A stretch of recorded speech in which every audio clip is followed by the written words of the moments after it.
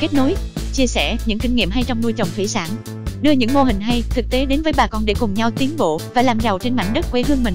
Các bạn đừng quên đăng ký kênh để nhận được nhiều video hay nhé!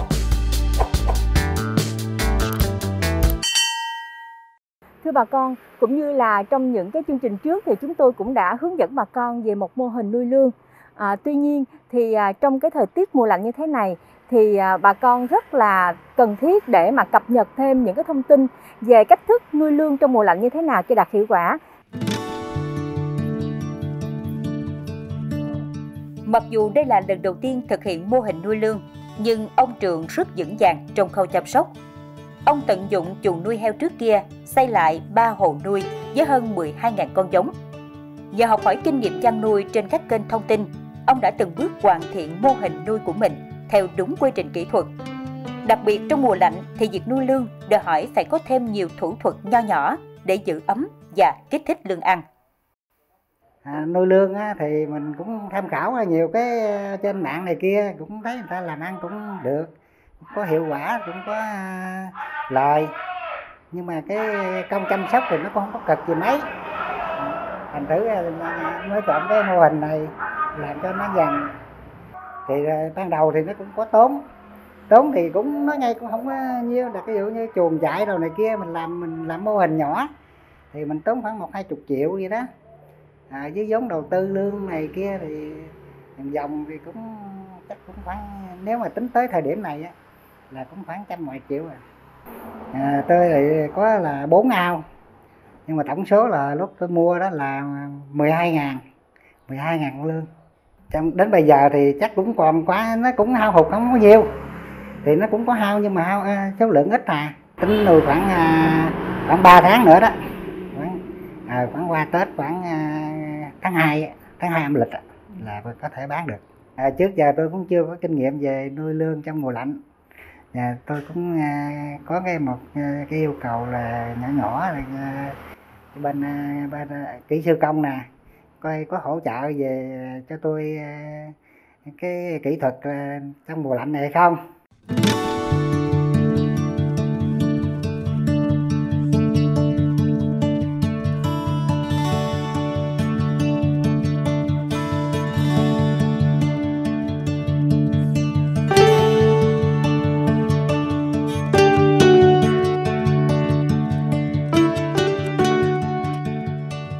Thấy chú nuôi thực hiện cái mô hình này thì nó cũng đảm bảo về che chắn, tránh gió lùa qua vô trong cái hồ nuôi, nó làm giảm cái nhiệt độ so với ngoài, và cái cách chú thay nước, chăm sóc thay nước thì con thấy cũng đã tốt rồi. Rồi trong quá trình cho ăn chú chọn men tiêu hóa, chọn C để tăng sức đề kháng cho lương và phòng một số bệnh đường ruột về lương. Nhưng ở đây con cũng muốn nói thêm chú, thì để nuôi lương trong mùa lạnh thì nó cũng cần thêm một số cái yếu tố, như là thời tiết sắp tới trời ví dụ có lạnh quá thì có thể mình trong bóng đèn dây tóc, thì mỗi một hồ có thể là sử dụng một bóng đèn 110W, thì treo từ cái mặt nước hồ nuôi lên khoảng 50 cm. Dây tép cho lương của chú ẩn thì chú có thể là tăng lên để cho lương nó chui rút nó dễ dàng. Tiếp tục là trong quá trình nuôi chú phải sử dụng cái xanh methylene phải tắm cho lương để phòng bệnh về ký sinh trùng, về nấm. Thì cái liều sử dụng thì cái xanh methylene nó cái loại 1%, thì mình sử dụng từ 60-80 ml cho một khối nước.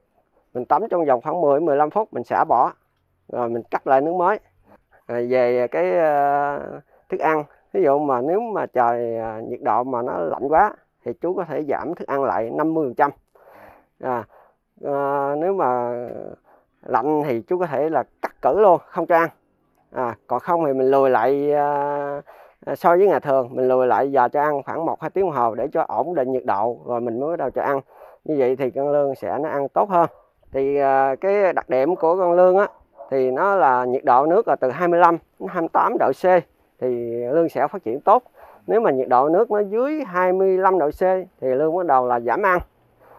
Thì trong quá trình cho ăn thì chú có thể chọn men tiêu hóa So với cái liều trước đây á, trong mùa nắng nóng á, thì chú chọn tăng liều lên gấp đôi.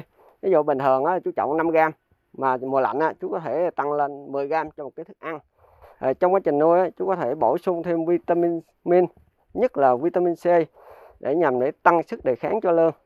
Và cái tiếp tục á, thì trong cái mùa lạnh này á, thức ăn cho lươn thì cái dạng mà nổi nó dễ bị hút ẩm, nên trong quá trình bảo quản thức ăn á, khi mà chúng ta mở miếng bao ra thì chú có thể là sử dụng xong chúng ta phải cột miệng lại cho kỹ, rồi thức ăn á, tránh bị chuột nó cắn, nó làm cho không khí vào thì nó sẽ dễ ẩm mốc. Mà nếu trường hợp mà thức ăn bị ẩm mốc á, thì chú có thể là bỏ thức ăn đó, không cho lươn ăn, vì nếu mà lươn ăn thì sẽ dễ bị đường ruột hơn. Còn về cái thức ăn á, thì chú nên chọn cái độ đạm là từ 40 trở lên. Nếu mà độ đạm thấp quá thì con lươn nó sẽ khó tiêu hóa hơn, sẽ cũng dễ bị đường ruột. Lươn rất mẫn cảm với môi trường, dễ sốc nhiệt, tùy theo thời tiết, độ tuổi để có sự điều chỉnh hợp lý khi xả nước dơ từ trong hồ nuôi ra ngoài và bơm nước sạch vào trong hồ. Thông thường thực hiện cùng lúc vừa xả nước dơ vừa bơm nước sạch, và nên thay nước sau khi đã cho lươn ăn. Đây là cách quản lý nguồn nước chung trong hồ nuôi lươn. Tuy nhiên, khi thời tiết chuyển lạnh thì việc quản lý nguồn nước lại càng linh hoạt hơn.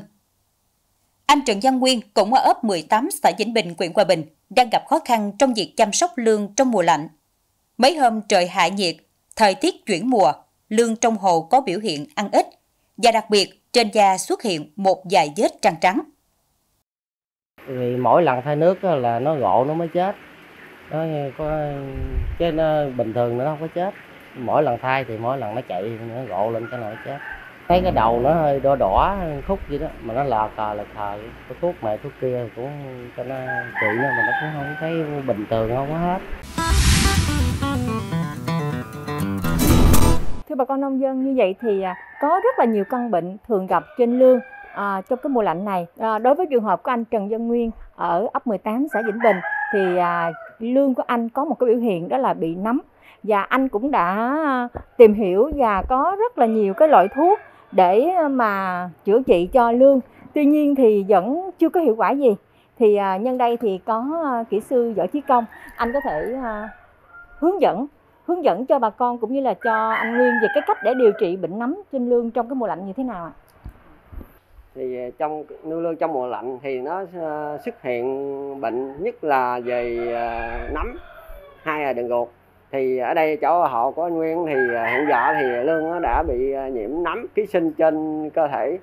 Thì cái biểu hiện của con lươn là nó sẽ tóc đầy, nó ngóc đầu, và trên thân hình của nó thì nó sẽ xuất hiện những cái vết trắng trên lươn. Thì lươn nó có biểu hiện là những cái vết trắng nó trên cái thân hình như thế này. Thì cái bệnh này thì nó xuất hiện là từ giai đoạn mà lươn khoảng có 500 con một ký tới lươn khoảng có 10 con một ký, nó vẫn bệnh cái triệu chứng y như vậy.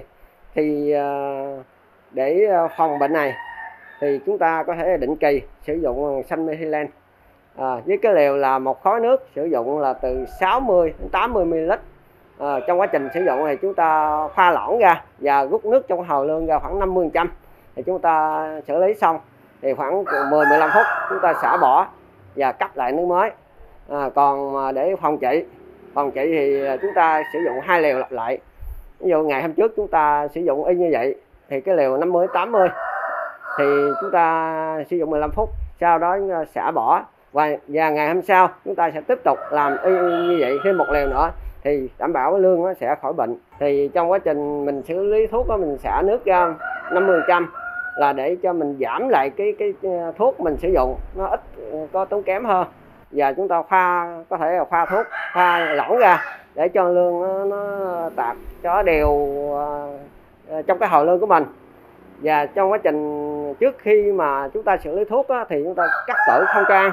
Rồi trong quá trình xử lý thuốc á, lươn có thể là nó gộ lên thì bà con cứ yên tâm, không có sao hết. Còn mà nếu bà con nếu mà cho ăn rồi thì chúng ta không nên sử dụng thuốc, vì lúc này con lươn nó giật mình, nó sẽ gộ lên thì nó sẽ bị hao hụt. Trước tiên thì chúng ta phòng Phòng thì cái lều là khoảng 60 cc hoặc là 80 thì định kỳ 2 tuần chúng ta sử dụng một lần. Còn mà lỡ mà lương mỡ có bị bệnh thì chúng ta điều trị thì chúng ta sử dụng 2 lều liên tiếp với liều lượng là cũng y như liều phòng, nhưng mà sử dụng là 2 ngày cách nhau 1 ngày là 2 lần liên tiếp. Còn mà lương không giảm nữa thì chúng ta tiếp tục lần thứ 3 và cộng thêm cái iodine để cũng tắm cho lương.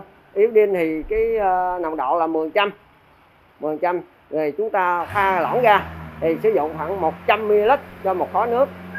Chúng ta cũng tắm trong vòng 10-15 phút và kết hợp với tắm xanh methylene. Chúng ta tắm xanh methylene trước, sau cách ngày hôm sau chúng ta sẽ tắm thằng iodine. Làm như vậy khoảng 2 liều iodine và 2 liều 3 liều xanh methylene thì đảm bảo là lợn sẽ hết bị bệnh. Tuy nhiên thì trong quá trình nuôi thì chủ yếu là chúng ta phòng bệnh, nên phòng bệnh để khi mà xảy ra bệnh thì rất là khó trị. Thì trong quá trình mà phòng bệnh á, thì chúng ta cần phải thường xuyên định kỳ là chúng ta sử dụng thuốc để sát khuẩn như là xanh methylene, thì chúng ta định kỳ 2 tuần chúng ta sát khuẩn một lần. Cái thứ hai nữa là chúng ta tránh mà nước mà để bị dơ. Vì cái bệnh này là nếu mà nước trong quá trình nuôi nước mà chúng ta bị dơ thì nó sẽ xuất hiện cái bệnh này dễ dàng hơn, nhất là trong mùa lạnh.